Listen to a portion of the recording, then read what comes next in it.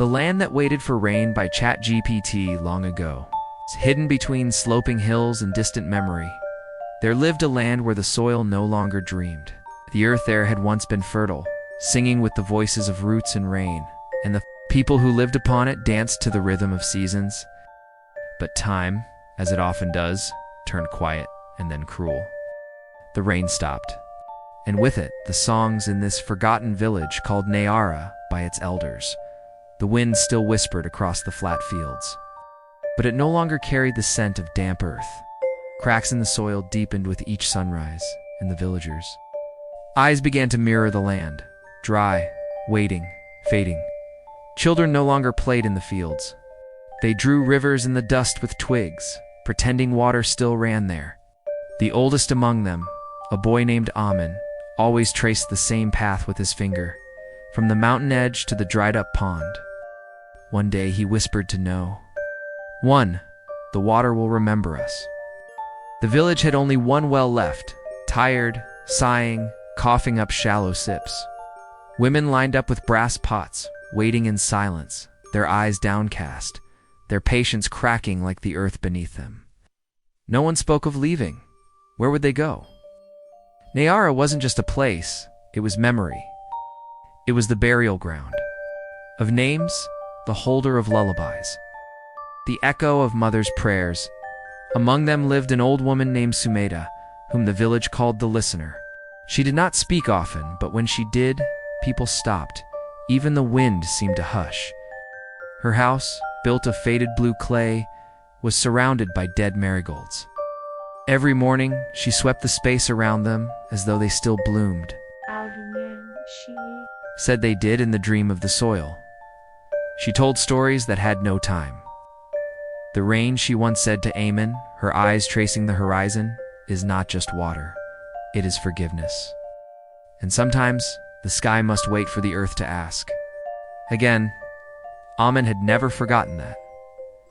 One night, a strange hush fell upon Nayara. No animals stirred, no leaves rustled.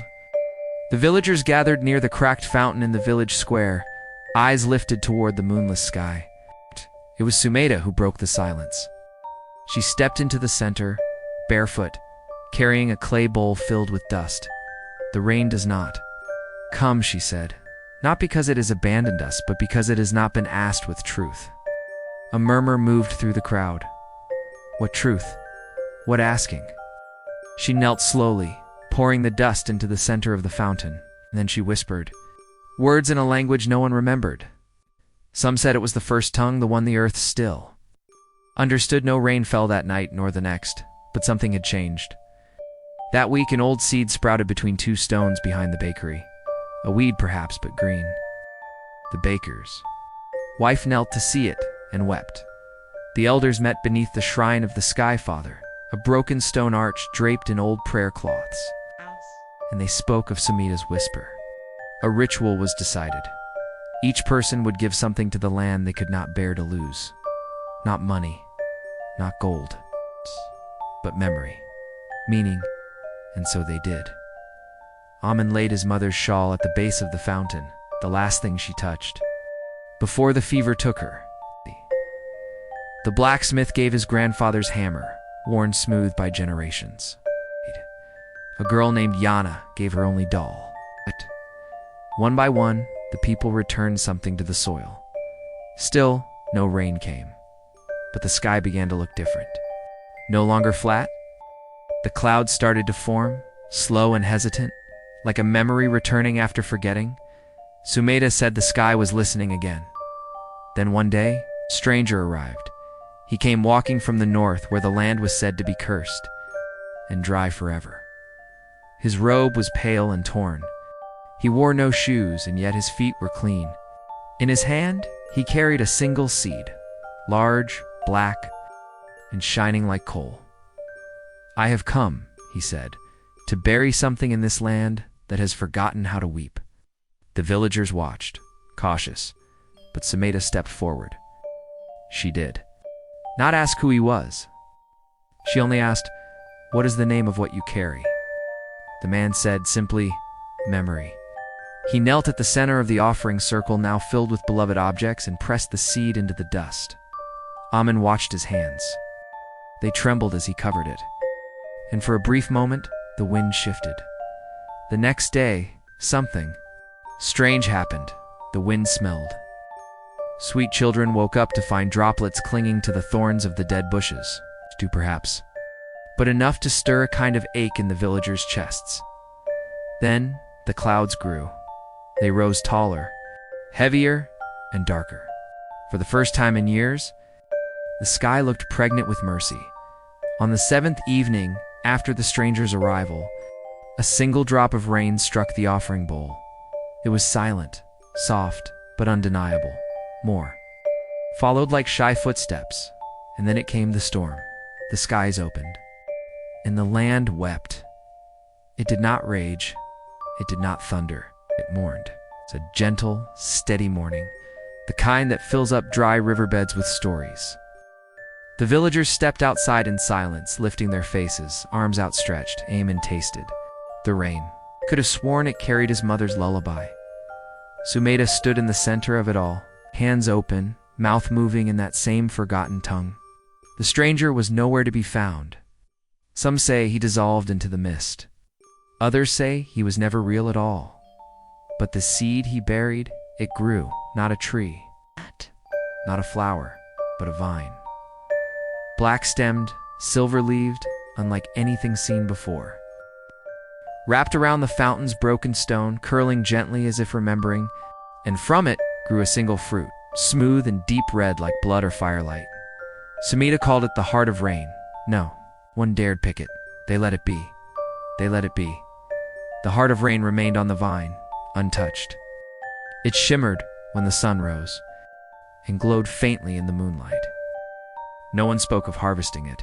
Even the birds avoided it. It was not fruit for the tongue, but for remembrance. Amen often sat beside it, cross-legged on the wet stone, tracing the patterns of its leaves. He said they reminded him of rivers, not rivers he had seen, but ones that lived in his mind, passed down in bedtime stories and silent prayers. The rains did not stay forever. Like all blessings, they came and went. But they came now, not in torrents, not in floods, but in season. Enough for crops, enough for singing. The villagers began to repair their homes. They rebuilt the school that had fallen silent, cleared the old shrine of weeds, and replaced the faded cloths with fresh ones dyed in blues and greens. They sang again, softly at first, like people relearning a lost language. Sumeda aged quickly that year. The rain had answered her, and something in her had quietly finished its purpose.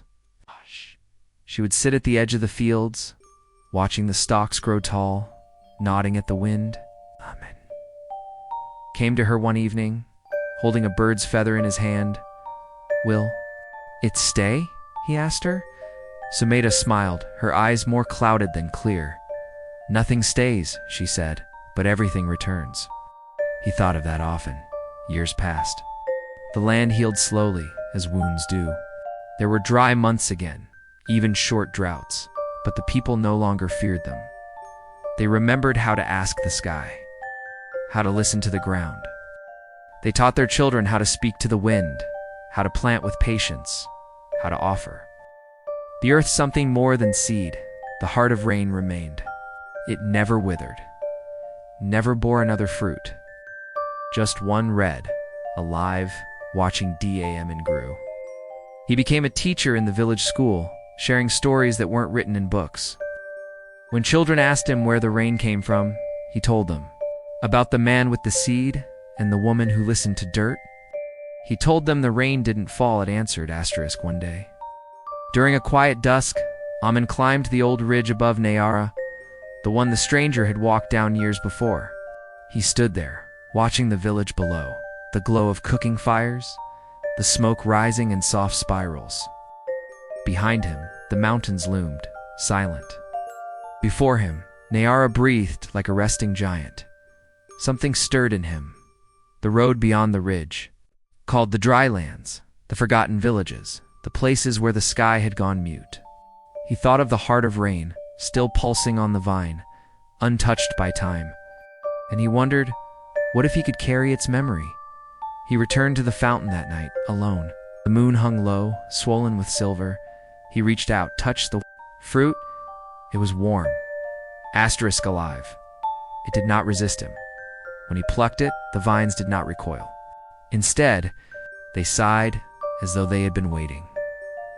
He wrapped the fruit in his mother's shawl and left before sunrise. Nayara woke to his absence.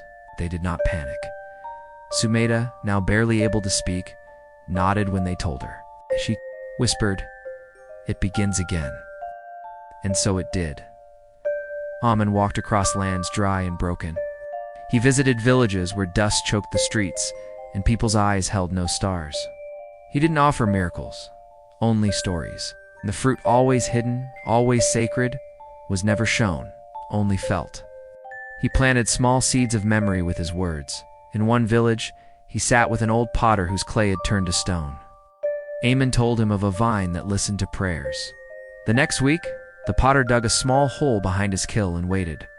In another town, where the riverbed was a scar across the valley, he taught children to sing the asking song Sumida once chanted. Months later, a spring opened beside there. School Amen walked far. Years passed. His hair turned silver, his feet calloused, but he never stopped. He kept the fruit wrapped, always safe, always silent. It never rotted. It glowed faintly at night. People began to whisper of the wanderer with the flame of rain. Some called him a prophet. He denied it, said he was just a boy who once played in dust. Back in Nayara, the land grew richer. Sumeda passed away during a soft drizzle, her hands folded, a smile on her face.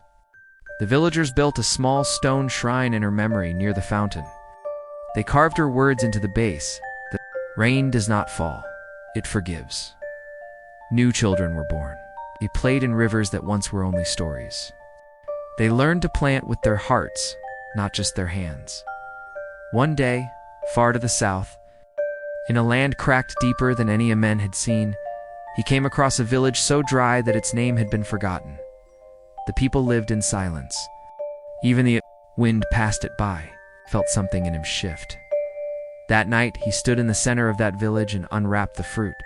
It pulsed, and for the first time in decades, spoke the words Sumada once whispered into the dust.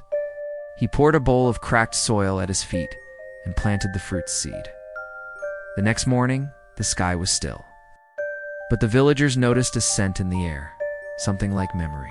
Amen, now old, sat with his back against a crumbling wall. His eyes closed, rain fell at noon, soft real, and the people wept. Where he had sat, a vine grew. Black stem, silver leaves, and from it again, a single fruit. The cycle began anew. Nayara still stands, the fountain still flows. The offering bowl remains, filled with small treasures of love and loss. Children are told the tale of the land that waited and the boy who carried rain not in buckets, but in hope. The earth forgets sometimes, but the sky remembers, and sometimes, just sometimes, a seed becomes a prayer, and a prayer becomes a story, and a story brings the rain.